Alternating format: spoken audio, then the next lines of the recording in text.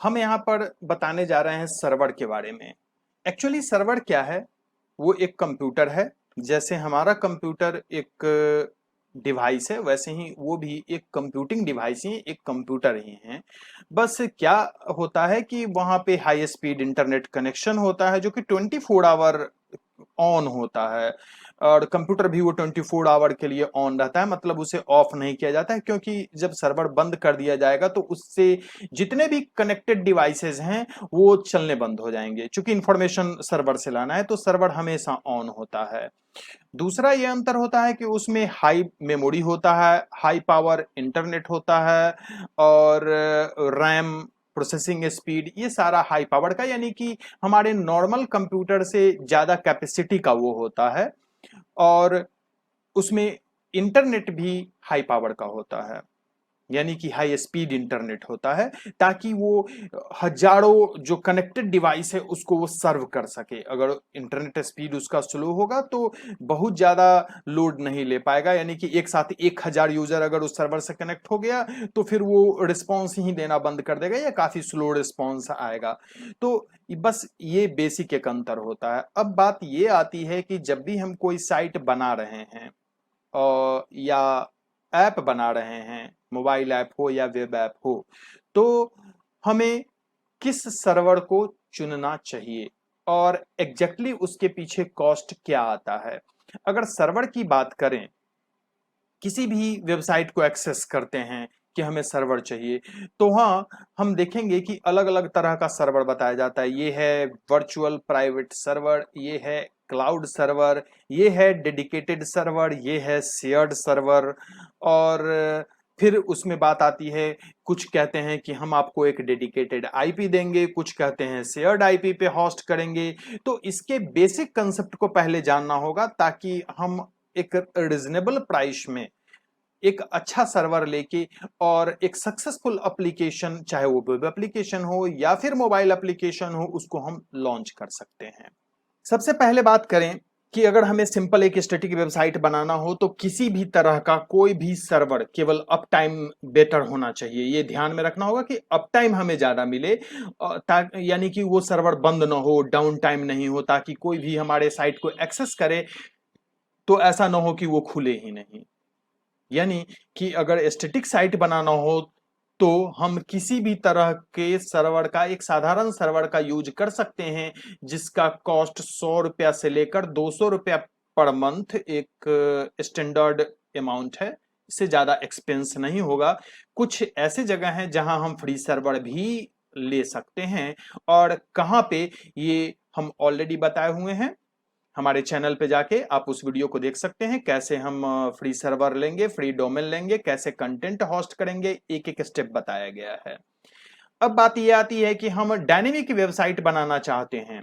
यहां भी अवेलेबल है 100 रुपये पर मंथ से लेकर 200-250 रुपये पर मंथ तक, एज पर सर्वर स्टैंडर्ड हमें मिल जाएगा।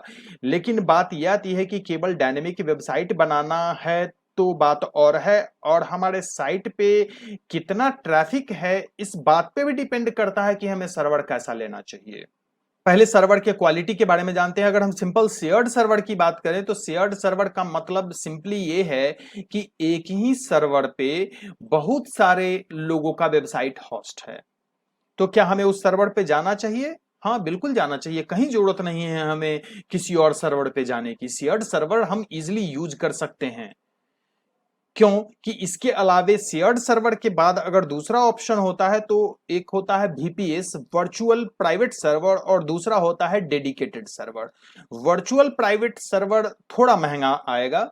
थोड़ा महंगा कहने का मतलब कि अगर ये 200 रुपये पर मंथ है तो हो सकता है वो 1000 रुपया पर मंथ में मिले, या 600 रुपये 700 रुपये पर मंथ मिनिमम, ये प्राइस जो कि हम इंटरनेट पे देख पा रहे हैं कि 600-700 रुपये पर मंथ से शुरू हो जाता है।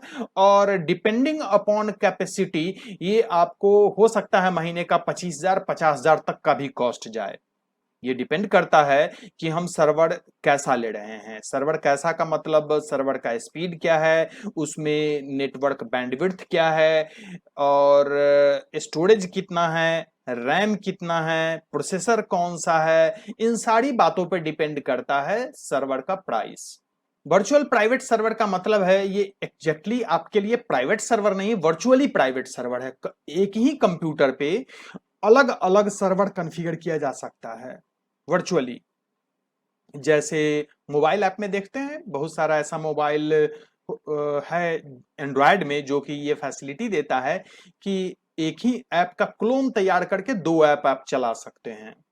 वो एग्जैक्टली क्या करता है, सिंपली उसका क्लोन बनाता है और वो एक अलग स्पेस अलॉट कर लेता है, अलग रैम अलग प्रोसेसर। सपोज हमारे मोबाइल में 2 GB का रैम है और एक ऐप को हम एक से क्लोन कर दिए और उस ऐप को चलने के लिए सपोज 100 MB रैम चाहिए, तो 100 MB रैम के साथ वो एक अलग इन्वायरमेंट क्रिएट कर लेता है जहां की वो चलता है। जनरली एंड्रॉयड ऐप एक ही ऐप की 2 कॉपी नहीं रखने देता है। दूसरा कॉपी जैसे ही हम क्रिएट करते हैं वो एक प्राइवेट स्पेस क्रिएट करता है, कुछ रैम का हिस्सा लेता है, कुछ प्रोसेसर का हिस्सा लेता है और फिर वो प्राइवेट स्पेस क्रिएट करता है। ठीक उसी तरीके से अगर सर्वर की बात करें, वर्चुअल प्राइवेट सर्वर की, तो वो कंप्यूटर एक ही हैं लेकिन एक ही कंप्यूटर पे आपको डेडिकेटेड रिसोर्स अलॉट होता है। सपोज उस कंप्यूटर में 16 GB का रैम है, आपने 2 GB परचेज किया तो आप 2 ही GB यूज कर सकते हैं और आपको प्राइस भी 2 ही GB का देना है और वो 2 GB डेडिकेटेड आपके लिए है। तो कहीं जरूरत नहीं है हमें डेडिकेटेड सर्वर में जाने की, क्योंकि हमारा पर्पस केवल 2 GB यानी वर्चुअल प्राइवेट सर्वर में पूरा हो रहा है। वर्चुअल प्राइवेट सर्वर में हम अपने रिसोर्स का 100% यूज कर सकते हैं, जबकि शेयर्ड सर्वर में नहीं कर सकते। यानी कि हम कोई पावरफुल ऐप बनाते हैं जिसपे बहुत ज्यादा यूजर है और बहुत ज्यादा ट्रैफिक है, तो वैसे ऐप को शेयर्ड सर्वर पे अगर डालते हैं तो हो सकता है कि सर्वर कंपनी ही आपके सॉफ्टवेयर को लॉक कर दे, ट्रैफिक को लॉक कर दे, लिमिट कर दे। ये प्रॉब्लम होती है शेयर्ड सर्वर पे। तो जब भी हम हाई ट्रैफिक या इस तरीके का वेबसाइट या ऐप बनाते हैं तो वर्चुअल प्राइवेट सर्वर बेहतर है। एज पर रिक्वायरमेंट हम उसको एक्सटेंड भी कर सकते हैं। कुछ कंपनी एक्सटेंड करने देती है, कुछ कहती है नहीं ड्रॉप करो और नया क्रिएट कर लो। अब तीसरा आता है डेडिकेटेड सर्वर। डेडिकेटेड सर्वर कहने का मतलब कि एक डेडिकेटेड कंप्यूटर पूरा इन्वायरमेंट आपके लिए यूज होगा, जो कि काफी महंगा आएगा, मिनिमम 1 लाख रुपया पर मंथ या उससे ऊपर ही जाता है डेडिकेटेड सर्वर की अगर बात करें तो डेडिकेटेड सर्वर की कहीं जरूरत नहीं है। तो अब बेसिक चीज समझ में आ गया होगा, शेयर्ड सर्वर क्या है, वर्चुअल प्राइवेट सर्वर क्या है और डेडिकेटेड सर्वर क्या है। अब इसमें बात आती है क्लाउड सर्वर की। आज जितना भी कंपनी दे रहा है वो सारे के सारे क्लाउड सर्वर है। क्लाउड सर्वर का कहने का सिर्फ इतना ही मतलब होता है कि एक डिस्ट्रीब्यूटेड इन्वायरमेंट में सर्वर हो। डिस्ट्रीब्यूटेड इन्वायरमेंट में सर्वर होने का मतलब ये होता है कि अगर उसका सेगमेंट अगर डाउन है किसी भी रीजन से, तो वो दूसरे सेगमेंट से फिर रिस्पॉन्स कर देता है। बस ये एडवांटेज मिलता है। तो जितना भी सर्वर है वो सारा का सारा लगभग अब क्लाउड सर्वर अवेलेबल है, जहां की हमें better performance, better up time मिलता है। तो क्लाउड सर्वर में हम या शेयर्ड लें या डेडिकेटेड लें या वर्चुअल प्राइवेट सर्वर लें, ये डिपेंड करता है हमारे कंप्लीट रिक्वायरमेंट पे। ये कहीं भी ये नहीं है कि हम कुछ भी बना रहे हैं और कोई भी सर्वर ले लें तो उसके लिए वो सुटेबल है। हमें ये डिसाइड करना होगा। स्टैटिक वेबसाइट है, बेहतर है हम किसी भी शेयर्ड सर्वर पे चले जाएं, शेयर्ड क्लाउड सर्वर पे।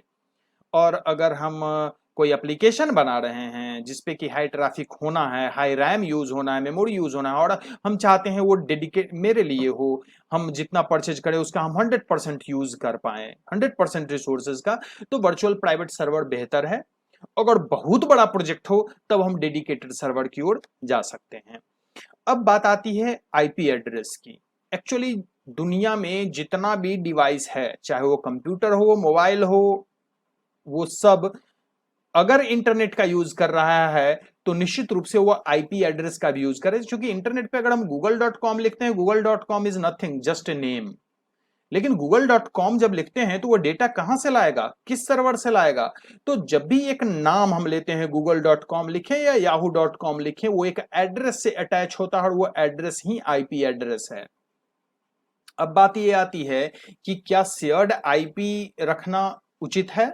बिल्कुल उचित है। शेयर्ड आईपी का मतलब है कि एक ही सर्वर पे बहुत सारा साइट है, यानी कि एक ही एड्रेस एक ही आईपी का यूज हुआ होगा और मल्टीपल साइट को एक्सेस किया जा सकता है। सपोज हम कोई साइट बनाते हैं a.com, दूसरा साइट b.com और तीसरा साइट है c.com।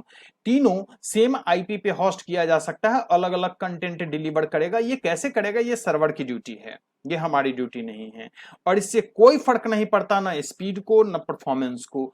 अगर हम कुछ एडिशनल, कुछ एडवांस लेवल का कंसेप्ट यूज करना चाहते हैं, कुछ स्पेसिफिक यूटिलिटी है हमारा, तभी जरूरत है हम स्टैटिक आईपी की ओर जाएं।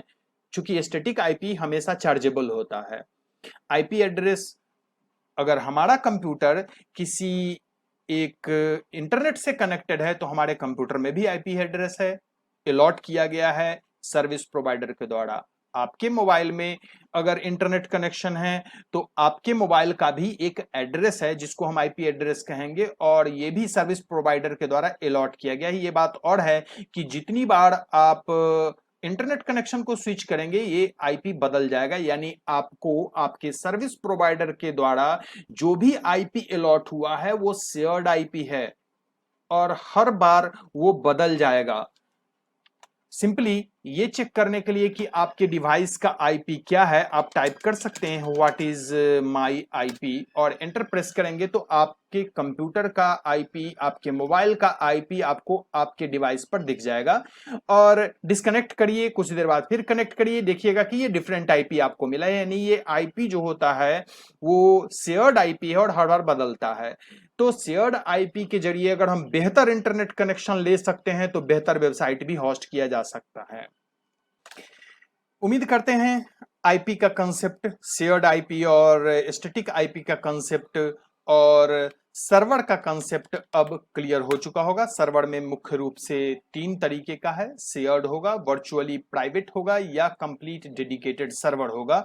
और वर्चुअल प्राइवेट सर्वर एक अच्छे लेवल का एप्लीकेशन के लिए बेहतर है। और अगर बात करें सिंपल वेबसाइट है, स्टैटिक हो या डायनेमिक हो डजंट मैटर, वो हम किसी भी तरह के सर्वर पे डाल सकते हैं डिपेंडिंग अपॉन ट्रैफिक। जनरल जो शेयर्ड सर्वर है, सस्ते सर्वर जो अवेलेबल है उस पे भी हम डाल सकते हैं। केवल हमें ये देखना है अप टाइम हमें बेहतर मिल रहा हो। That's all for now, see you in next lecture.